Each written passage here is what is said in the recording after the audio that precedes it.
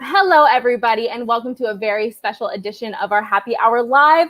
Today, I am drinking a Black is Beautiful brew from Montclair Brewery, one of our wonderful Black-owned breweries here in New Jersey, because today on our Happy Hour, we are celebrating Black brewers. So I've asked a few special guests to come and join me. We'll share a beer, and we'll discuss some issues that we see in the craft beer industry. So I'd like to welcome Garrett Oliver, who is the brewmaster of Brooklyn Brewery, and Dave Bracey, who is the founder of Fresh Fest, which is a celebration of Black-owned breweries, which is taking place on Saturday in Pittsburgh. So thank you guys for joining me.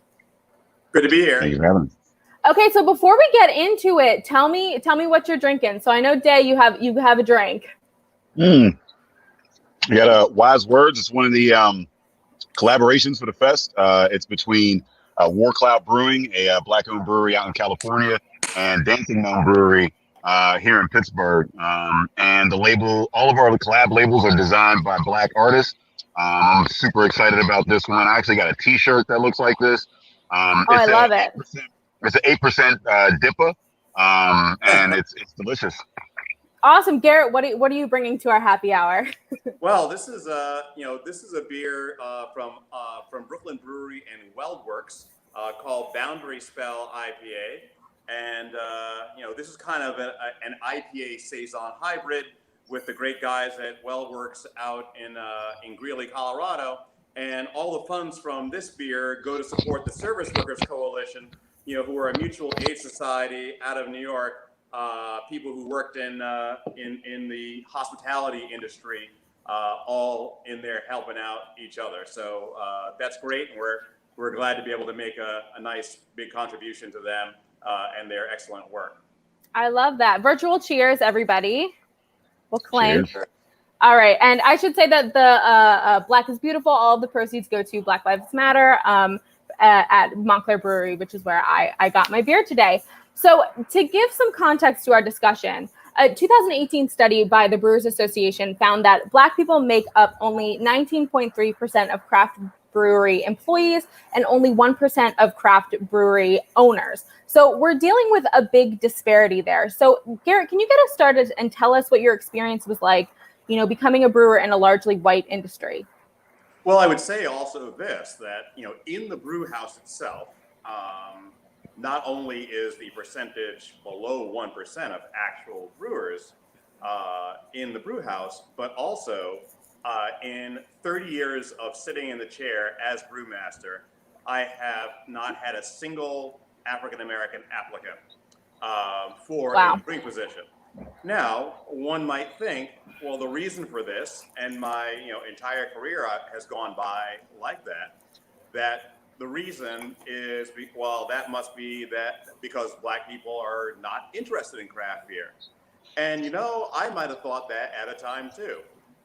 Over all these years, I have gone to many, many festivals. I have put on conferences, technical conferences in Sweden, technical conferences in Norway, technical conferences in London. And I've been all over the world. And still in the United States, we see this disparity. But here's the thing, the disparity actually isn't just within beer or craft beer or brewing. It's essentially everywhere. So when people came to me and said, well, why does craft beer look the way that it does? How come there are no Black people? These same people had not necessarily noticed that there were no Black people in their local restaurant, behind the bar, as customers, as servers, or if you went to the kitchen, generally you'd find the dishwashers. There are reasons for this, and they are systemic. Technical brewing education is very expensive. People tend to know who they know and hire who they know. And so as a society, we tend to live more apart from each other than we think. And as a general result of this and that kind of radiation going through society, people are either not exposed to craft beer, or when they show up, craft beer doesn't look welcoming. And I'll reverse the situation for you just so you can imagine it. And it's a thing that I've gotten used to an extent. You have to if you're going to be in the industry. But imagine that you, Rebecca, were going to craft beer events, and at every craft beer event you went to, you were the only white person in the entire place. Right. Right? Now, you'd like to think you're a great person and like you wouldn't be at all uncomfortable or anything. Yep. But let's face it. People are Yes. people. People are people. And you hopefully everybody would be nice and everything would be great, but you'd feel like a little bit of a fish out of water. Right. That's not a great feeling to have when you're trying to relax. And so, people want to be someplace where they're comfortable. And that means that it would be great if craft beer actually looked like America. And America has a lot of other people in it. In fact, in a few years, it's supposedly going to be mostly other people, aside from people from a European background. Mm-hmm. Brewing started in Africa. Every major African society, up and down, east and west on the continent, has brewing at the center of it. And I think brewing in the United States, of course, until it became big business, was done almost entirely by Black people. So I just say that this culture belongs to all of us, and it would be nice if all of us participated. Definitely. And to throw some stats behind what you were just saying, so the 2020 Federal Reserve Bank report found that Black business owners, so that includes brewers, apply for credit 10% more than white business owners, but their approval rate is 19% lower. So like you said, there is a discrepancy. I mean, it's statistical fact that there's discrepancies between the funding that Black people who are trying to open businesses, including breweries, get, and white people. Now, Day, do you have anything to add on that topic of the idea that, well, Black people just aren't that interested in craft brewing, and you're obviously creating an entire festival around it. So tell us about Fresh Fest, and if you could talk a little bit on that subject.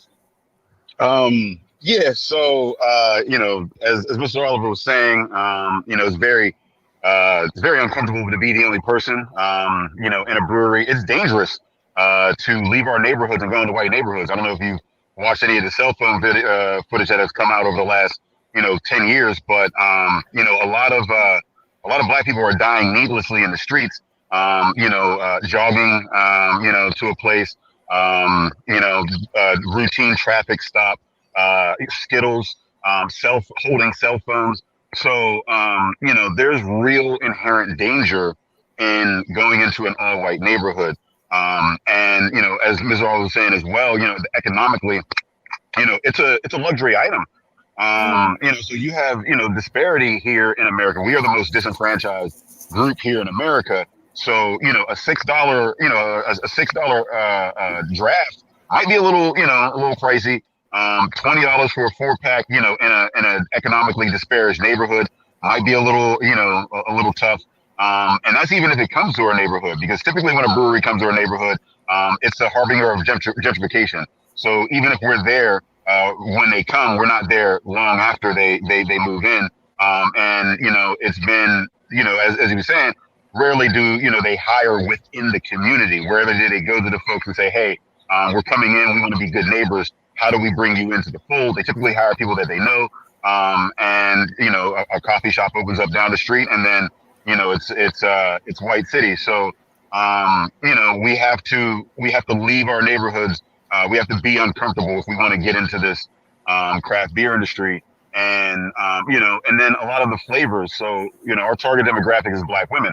We listen to them. We say, hey, what is it that you like to drink? Because, a lot of the feedback that we've gotten is, I don't like beer. That's because typically when somebody says they don't like beer, it's because they associate beer, especially in the Black community, with what's been peddled in our community. Malt liquor was for quite some time.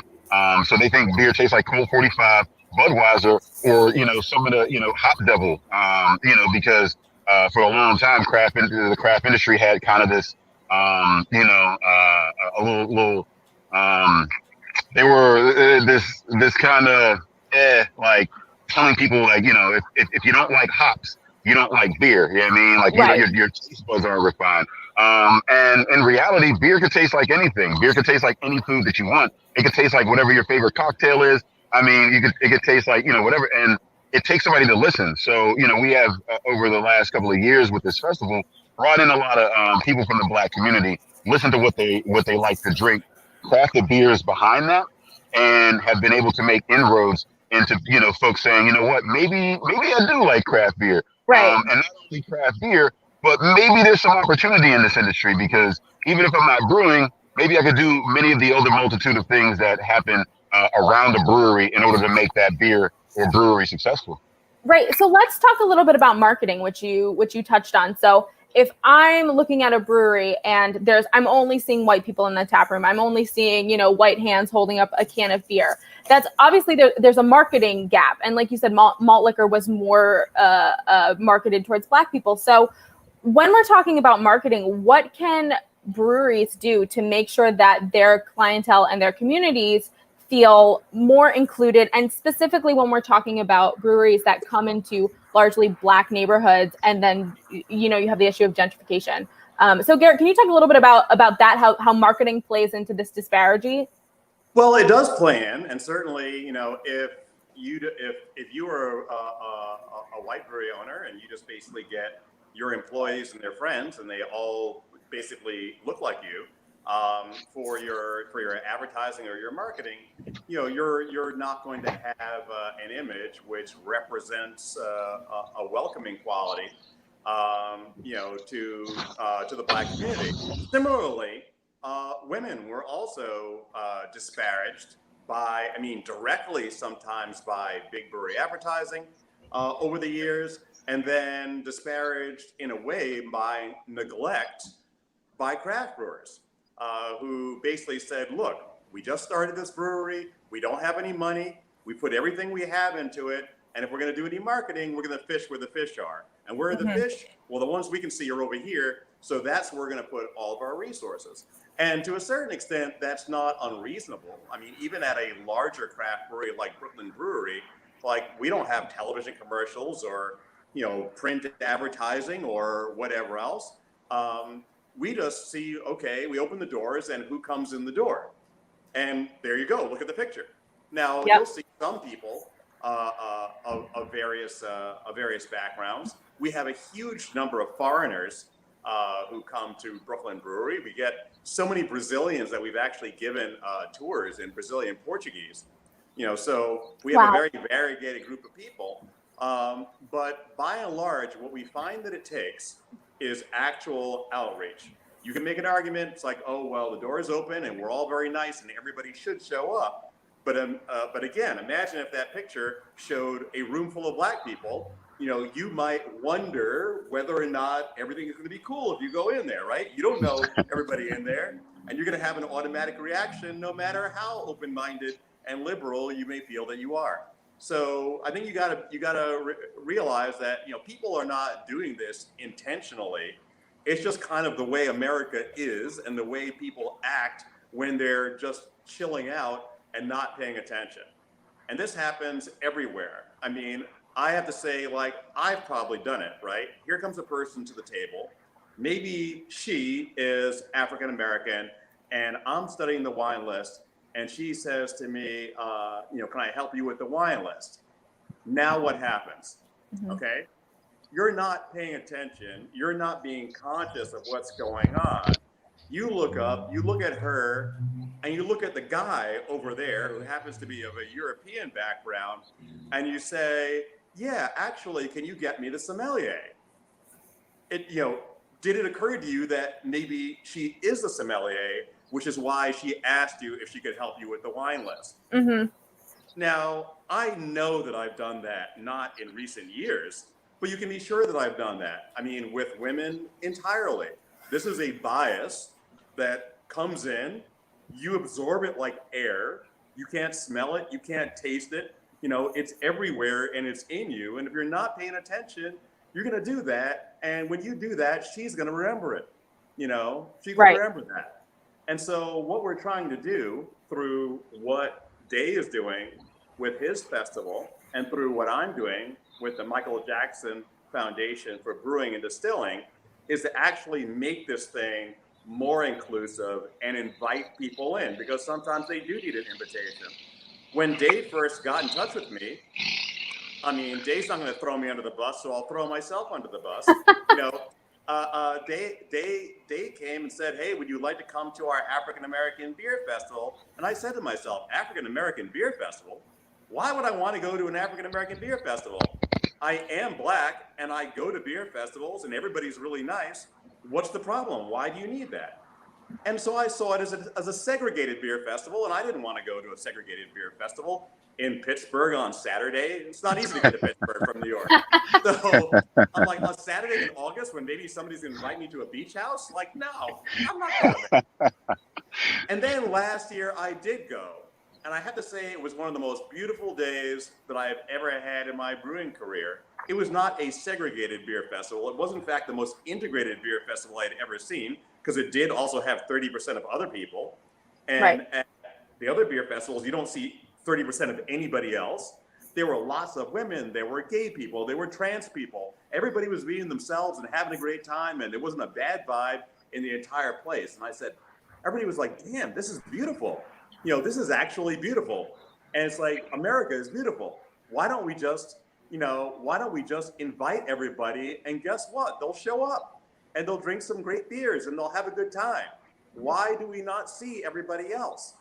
So what it takes is an actual invitation, and it's not that hard. We can do it. And guess what? It turns out that when everybody shows up, we all have a much better time.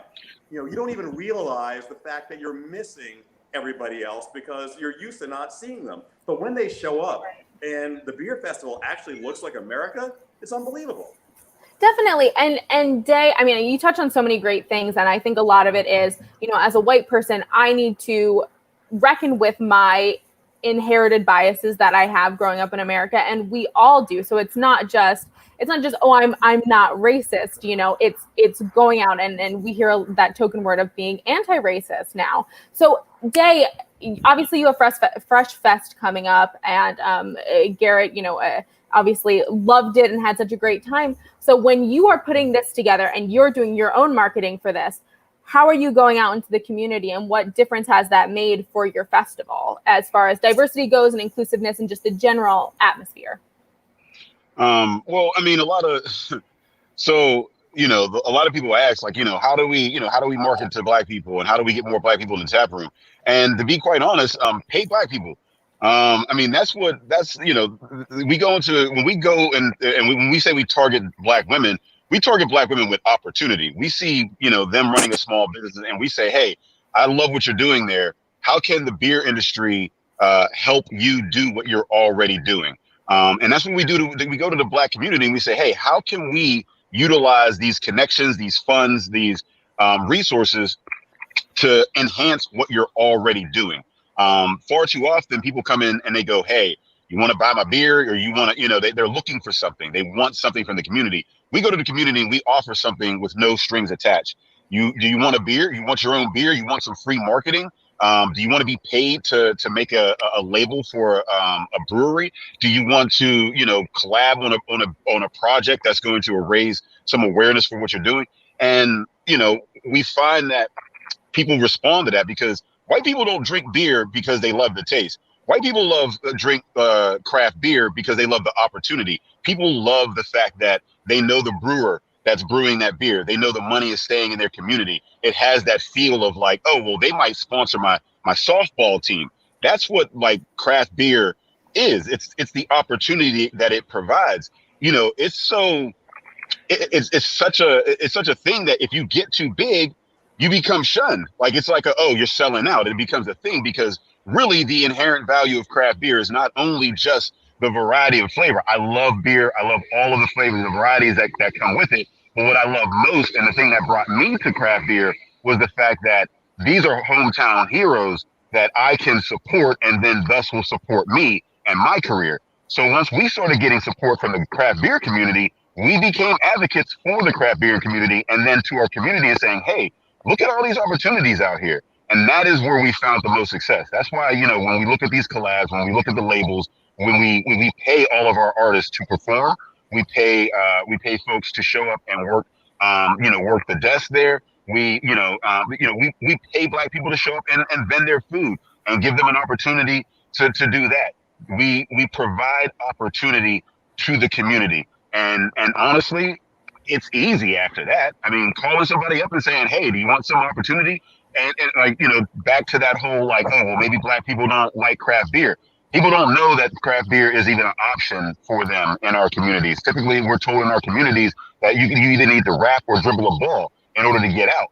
Now we can come into the community and say, hey, do you rap? Because, like maybe your album can be, on the cover, your lyrics could adorn a can, and you could be paid for that. And then maybe we could do a beer release at your next album release. So how do we utilize the beer community to enhance? Like I went out to LA, Brewbound Live did an event, and like I'm meeting people that are like accountants for the brew industry, insurers for the brew industry, lawyers strictly for the brew industry. They were doing quite a few things before that or whatever, and then they found this opportunity in the brew industry, and now they do that exclusively. So, we go to the Black community and we say, what are you doing already?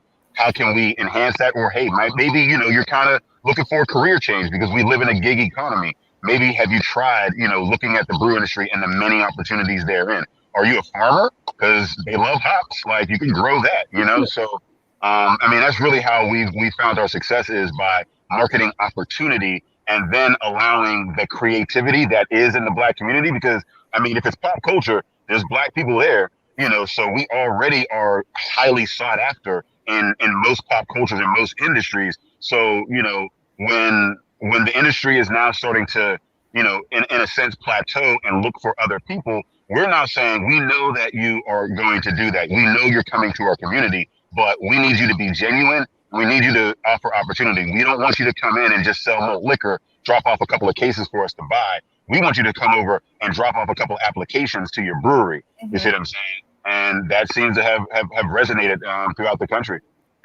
Yeah. It's interesting that what Dave talks about, and this is important, bit of, if you look at this, what Dave's talking about, if Black people talk about, doing something, keeping some money in your own community, it's often referred to as identity politics.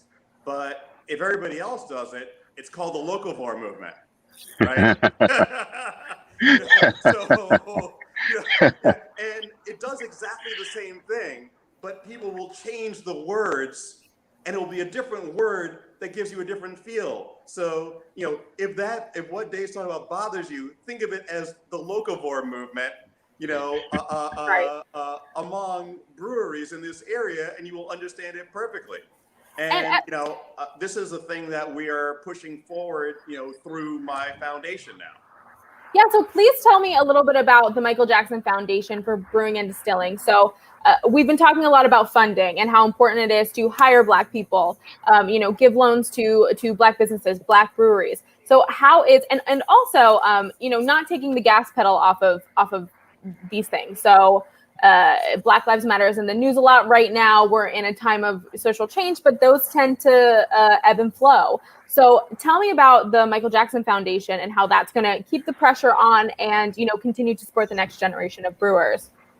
Well, as the current social movement started up, and I had already been working on, on building a scholarship, et cetera, since last year, and was thinking about turning it into a foundation. But frankly, Brooklyn Brewery is a worldwide brand, and I travel a lot, so I would have a dozen international trips every year. And it was hard to find the time to get into it. So suddenly we have a pandemic. Everybody's at home. Everybody's got a lot of time to think. And then the social movement starts up. And I realized at the time that I had almost exactly 6 weeks. And the reason for that is that these types of things in American society have a curve. And it looks like a parabola. And so I knew that 6 weeks forward, the social movement would be, if not over, it would be largely attenuated. And it is. So this is why I announced on July 6th, while things were still a bit hot out there, and people would pay more attention. What the Michael Jackson Foundation for Brewing and Distilling does, and by the way, is named after our Michael Jackson, who was the biggest name in beer writing and also in whiskey writing. And I think actually the most influential person in food and drink in the 20th century, period, because he basically built the entire taxonomy that the craft beer movement is behind. His books fueled everything from the American Homebrewers Association, and then that stuff went worldwide. And he was huge in the whiskey community as well. So it's named after him. If you're talking about the other guy, like, yeah, we listen to the songs too. That's not who we're talking about. So the Michael Jackson Foundation has under it 2 scholarships. One is for brewing and one is for distilling. And what it does specifically is that it funds technical education for people of color that want to go into or are already in the brewing and distilling industries. So here's the thing. I've been sitting in the chair and I receive people and applications to be a brewer. Now, in a lot of small breweries, maybe you can work your way up. You start as a dishwasher and then you're on the kegging line, then you're on the bottling line, and maybe eventually somebody teaches you how to brew. But they don't really teach you all the science behind it, which means that you don't really have an opportunity to move up. You just have a job. Mm-hmm. When you come to Brooklyn Brewery, we don't even have people at that level. Anybody who works in the brew house of Brooklyn Brewery has to have at least a couple of years under their belt, or be able to show that they took coursework that at least will make up for the couple of years that they're missing. If you make a mistake in the brewery, it's not like you're going to ruin a piece of fish in a restaurant kitchen. If you make a mistake in a brewery, you kill somebody, or you ruin $75,000 worth of beer. Right. It's something that takes a lot of training. Yes. You can't just be thrown into it. So here's the thing. It's a chicken and egg problem. If there's 0.6% of brew house staff are Black people, and I require 2 years of experience or a course that costs $3,000 to $10,000, what do you think will happen? And Black people in the United States have 10% of the assets of white families in the United States. What will be inevitably the result? And the result is exactly what we've got. So they say that insanity is doing the same thing and expecting a different result forever. What we're doing with the Michael Jackson Foundation is breaking that cycle. We are making people who may already be in the brewing industry and making them into people who will be hired, absolutely without fail. And by doing this, we make a better industry, a more variegated industry. And when it becomes a more inclusive industry, we also, as Dave was pointing out, we also have more customers. Because guess what? People look around and say, oh yeah, I know a brewer. He's a friend of mine, etc. And people start to organically get into it just the way everybody else did. And you can then sell them beer. If you're a brewery and 40% of people in the United States are not of European extraction, where do you think you're going to sell your beer in the future? You're going to leave out 40% of people. You're going to leave out women too. You're just going to sell to this little core of a particular group. Well, that's not good business sense. Why would you do that if you want to make money? And so you can find us at www.themjf.org. Or look me up on Instagram or whatever else, and I'll point you in the right direction. Awesome. We've already raised about $60,000. We're going to be sending people through brewing schools next year. By January, February, we will be at it, and we're going to make our little bit of difference here. Great, and I want to touch on something that you were talking about a little bit earlier. Is that so? In any industry, when people of different backgrounds, perspectives are included, be they Black, women, people of different sexual orientations, it always changes the field for the better. It always enhances what you're going to get and what the different perspectives. So, for example, at Montclair Brewery, Leo and Denise, who are the owners, they brew with incredible ingredients from Africa. They bring in influences from Jamaica, and it's an enriching aspect of our New Jersey craft beer scene. So can you talk a little bit about how diversity enhances the beer industry? And I'll let you start.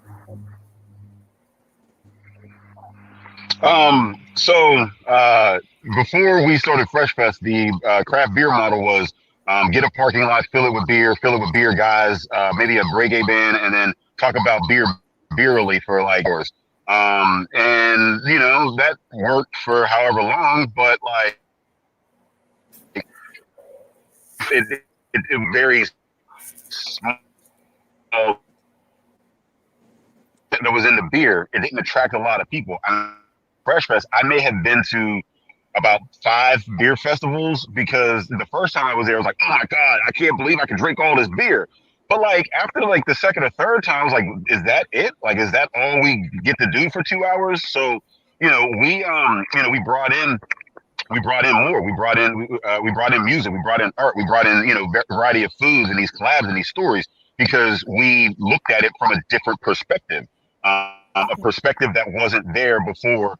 There was like before we came in or whatever. So when you look at that festival, you see what, like a lot of people talk about diversity and inclusion, and why should we do that? And the thing is that you're never going to get people to change unless they see the benefit for themselves. If they don't, then it's just charity, and charity is limited. They're only going to give until they feel no longer that they need to, or they feel like their guilt has subsided, and then they're going to stop, or the next big thing comes, and then it stops. Unless they understand why it is important for them, they are not going to continue to do that. Throughout. So, looking at Fresh Fest, you see diversity in action. You see us being able to bring in Black people, people of color, women, people from, of the LGBTQ community, because, we listen to those folks. And, I was talking to Mike Kaiser over at Good Beer Hunting, and he had said something along the lines of like, when you build a society for the least heard, you make it better for everyone. So, that festival, people were coming, and, like Garrett was saying earlier, he was saying, like, people didn't realize until they saw it, and they were like, holy shit, I've been missing this whole time. So like some of them that came out, we had a barbecue beer that came out. We had an ice cream and Moscato beer that was it was an ale brewed with lactose and muscat grapes, that came from a collaboration with a rapper who had a album called Ice Cream and Moscato. You have these crazy. There were some videos that came out that work with rappers, and the videos and the advertising for it was pretty dope. The labels that came out of it, and the way that you market, the way that you move is going to be different with any problem, whether it's the beer industry or any other problem. Even our DNA is better. I mean, evolution is the mixing of of DNA and like you can't if you keep your DNA all on the same way, you're gonna have a bunch of pasty white dudes running England. You see what I'm saying? Like even the royal family had to step outside after a certain point. You see what I'm saying? So like you're just much stronger if you mix and you bring in more elements. Your industry is stronger because you don't have just one community. You have so many other communities that, like, when this fails or that fails, if there's a problem in that community, you have other people there to kind of pick up and say, hey, this worked over here. We can learn globally and apply locally. And that's the beauty of the place that we're in now. Yeah, Garrett, do you have anything to add to that? Just about, how having more Black brewers, more women brewers is going to help elevate craft beer in general? Well, I mean, I looked at somebody like Day, and in his chair, he can be, the Marvel movie X-Men, and Dr. Xavier puts this helmet on, and it's like, find all the mutants, all of them. Where are they? It's like, and suddenly they all come up on the thing. It's like, there are people within the culture, and Day is one of them, that can kind of do that with Black people and people of color in the brewing industry. The tendrils of that thing reach out. He can then tell me, hey, this is where everybody is. I can see them. I'll send you their names, and I can get in touch with them. And then you have a network. And part of the Michael Jackson Foundation, is that we are going to be not only providing scholarships, but each scholarship comes with a mentor who is assigned to you, who is a person of color who's already within the industry, so that you have somebody to talk to who has an experience similar to your own, and at least in some ways, and can identify with, the kind of day that you've had and whatever else is going on, because the fact of the matter is that not everybody understands that we don't all live entirely in the same country or the same world. If you're African American in the United States, we can see your world from here, but you can't necessarily see the one that we live in. And so leveling out that playing field by, giving somebody, okay, here's a mentor, doesn't mean that they're your only mentor or that your mentor can only be African American, but it would be nice if you had one. That helps you out in of itself. We don't want to give people a scholarship and just say, good luck, sink or swim. You want to have somebody behind you. Just as many of us had mentors of certain sorts. Our Brewing Foundation, our Brewing Scholarship, is named after Sir Jeff Palmer, and he is Sir Jeff because he was knighted by the Queen. He's now Scottish, but he came originally from Jamaica. He is one of the greatest brewing minds of the last, well, he's 80 years old, so however long he's been in, more than a half century.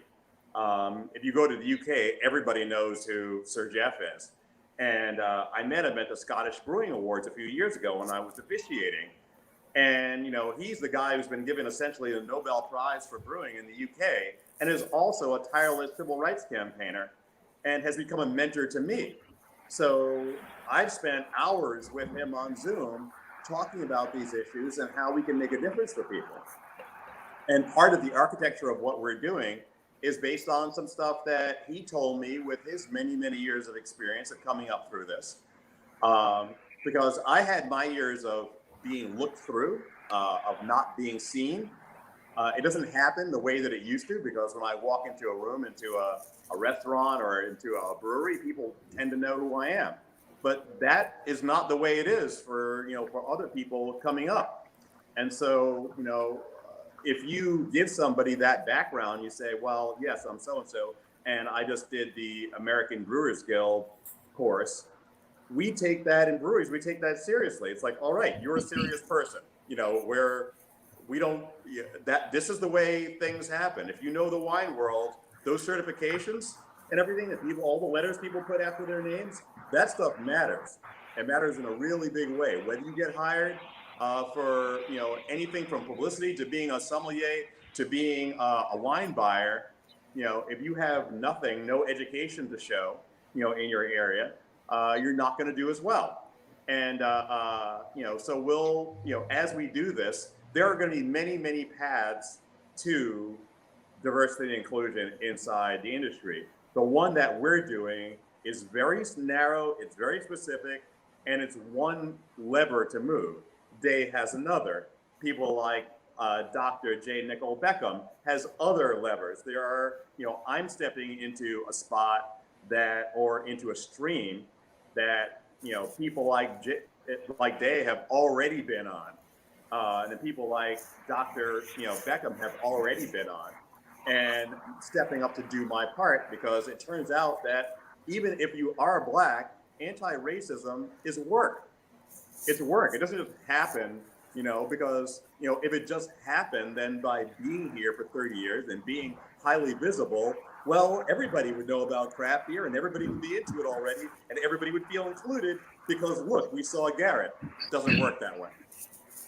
Right. Turns out you actually have to do something. Yeah. And it takes time. It may even cost money. Yes. We need some time. We need allies. We need white people to take on their part of the burden as well. And I know you guys are super busy. I could talk to you all day, but I want to be sensitive to your time. But I want to leave us off with, I see a lot of comments even on this live stream right now saying, why does beer have to be a racial issue? Why do we need to, does everything need to be racist? Does everything need to, do we always need to talk about the racial bent to things? So what are we missing when we are colorblind, when we're talking about issues like craft beer? Why is it necessary for us to examine this from a Black perspective, and not just say, hey, it's beer, anybody can drink it? And Day, if you could start us off with that. So colorblindness is a luxury reserved for white people. You are able to not see color and not make color an issue because you're not reminded every day, every moment that you are, a disadvantaged group. And it's the same thing with, I'm big on intersectionality. As a man, I don't know what it's like to be a woman, and what it's like to fear walking to my car at night, I don't know what it's like to be, somebody of the LGBTQ community and not feeling safe talking about my sexuality. I don't know what it's like to feel these things because I don't ever have to see them. So anytime somebody talks about that, like at the beginning, it was like, oh, it made me feel uncomfortable. And that's what a lot of these comments are coming from, is from the fact that, mentioning black people makes you feel uncomfortable. Why does it have to be about black people? The reason why you're asking that is because it's making you feel uncomfortable. It's reminding you that maybe you have an advantage of some sort. Maybe all of the things that you have weren't necessarily like, because of hard work. And that's hard. You know what I mean? Like, even as a man, I'm a black man, right? So it's easy for me to get down on how, like, I've had it bad in America because I'm black, but I've also had it, great because I'm a male, because I'm a natural born citizen. You know what I mean? Like, so there are advantages that I have, and I have to recognize those advantages while also understanding that I have some disadvantages as well. If not, then you just become the same as your oppressors. I think that knee-jerk reaction is, like, oh, well, because when we started this festival, they go, oh, well, why does it have to be a black beer festival? But nobody's ever saying, like, well, why does it have to be an Italian festival? Or why does it have to be a Polish festival? Nobody says that. I mean, people just go and enjoy their halushki and their meatballs. You see what I'm saying? And I love that. Like, people, I love halushki. You see what I'm saying? Like, give me more. And like, I don't go, oh, why does it got to be Polish? I just enjoy the culture. And it's okay to enjoy other people's cultures. It's okay to uplift the black culture. We have done a lot of lifting for this country. It's okay that you enjoy us. And, like, if you feel a certain way, maybe you should start asking, well, why does it make me feel a certain way when I hear black, but it doesn't when I hear Czech, when I hear English, when I hear Spanish, you see what I'm saying? And that is the biggest thing, for me, is that, like, it's that guilt. And we need to recognize that, because if not, we are still going to be divided. There are forces that are at play that are purposefully dividing this country. And unless we, step up and say, hey, I recognize that not everybody has it the same. I recognize that there needs to be a bit more effort. I need to do more. I, as a man, need to talk to other men about misogyny. I, as a straight person, need to talk to other straight people about homophobia. I need to do more for myself, because I want to live in a better society, and I can only live in a society that's as good as it is for the bottom individual. And, I think this pandemic recently is starting to show people that they thought, white America thought that they were far removed from the black experience. And then they started shutting down businesses and telling people to stay in their houses and whatnot. And they started losing money, and they started to realize that they're only a paycheck away from, like, some real hardships. They're only a cancer away from bankruptcy, because they voted away so many of their rights, because, the people at top have said to them, hey, you don't need these. You're white and you're hardworking. Everything's going to be fine, until a pandemic hits, and then you realize it's not. So, if you want to stop being divided, if you want to stop people from using you, you need to start looking at for the folks, and looking at your own privileges, and working towards a more equitable society for us all. Certainly, and just as you said, you need to own, my privilege as a white person, and recognize that when another white person near me says something racist, it's my responsibility and white people's responsibility to say something and bring it up, and not just ignore it, because it's easier for us to ignore. Garrett, do you have any final thoughts on that topic of why we should be talking about beer in the context of Blackness?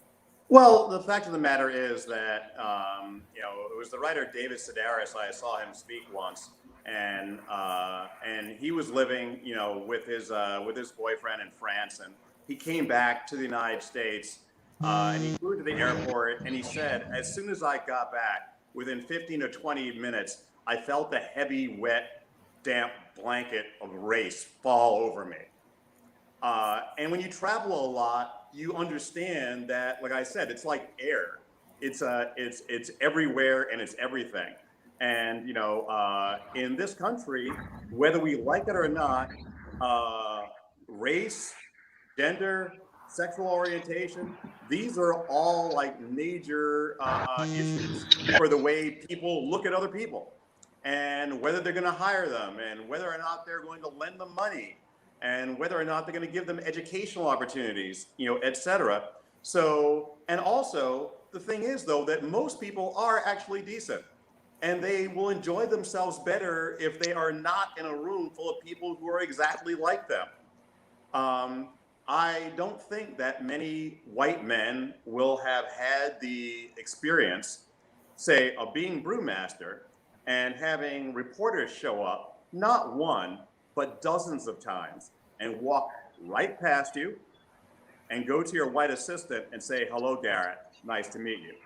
Now, this is pre-internet, and it was before I was famous within the brewing community, but it happened over and over and over and over again. People assumed that because Garrett Oliver was brewmaster and that he was being spoken of well, that he was that guy over there, my assistant. You know, that, Right. and that remains the world that other African-American brewers, starting African brewers, are living in right now. And so when we get to a point where you meet a black person and they say that they're a brewmaster and you're not surprised, then we're done. Everything's, everything's fine. Everything's fine. That's great. Everything's fine. But I'll tell you, people are still surprised to hear that Sir Jeff is Sir Jeff Palmer. People are still surprised to hear that he's the most decorated brewer, in the UK. They're still surprised. How long do you think it will take until they're not surprised? Well, you know what that'll take? If brewing looked like America, if the tap rooms looked like America, if the beer festivals looked like America, suddenly nobody would be surprised anymore, and we would have an equitable society. But it's going to take work, and Dave's doing the work, and other people are doing the work, and I'm trying to do the work, and you, by being here, as an ally, are also doing the work. And we got to remember that beer is supposed to be about community. It's about the table. The best times in your life, the most important times in your life. I know this is a family newspaper, but let's be serious. The most important times in your life, 85% of them happen in two places. It's either in bed or it's at a table. That's it. That's your whole life. That's 85% of everything that you remember, the most beautiful moments that you will ever have. And if you don't make community around the table, you have nothing. You have no society, really. So when you look around the table, your table, in your house, think about who you see. Do you see only people who look like you when you have a dinner party or something like that? Or do you have a dinner party that looks like America? And if it does not look like America, you have to decide, well, why not? And it doesn't have to be because you're a bad person, or you've done something wrong, but you're breathing the same air as everybody else. And if you're going to overcome that, you got to get uncomfortable, as Day is saying, and you're going to have to do a little bit of work on yourself. We all have work to do on ourselves. I have work to do. I didn't arrive here, suddenly from the sky and say, somebody said, Garrett is here to diversify the beer industry. I'm like, oh no. Garrett is going to try to help diversify the beer industry, to do his part. But it's going to take all of us to make this a better place to live.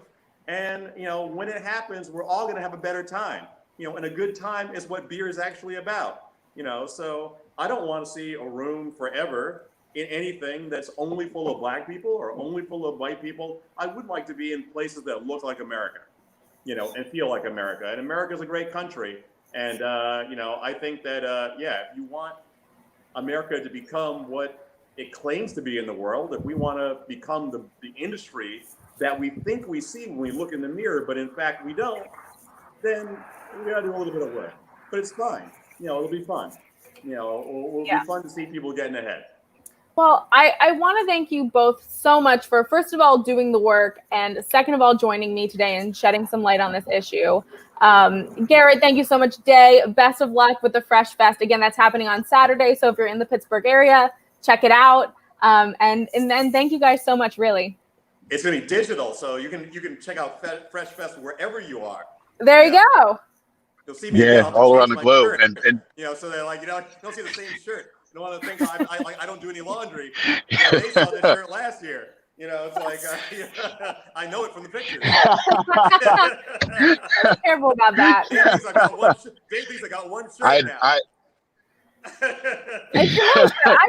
do these a lot. I'm also often wearing the same shirt, so.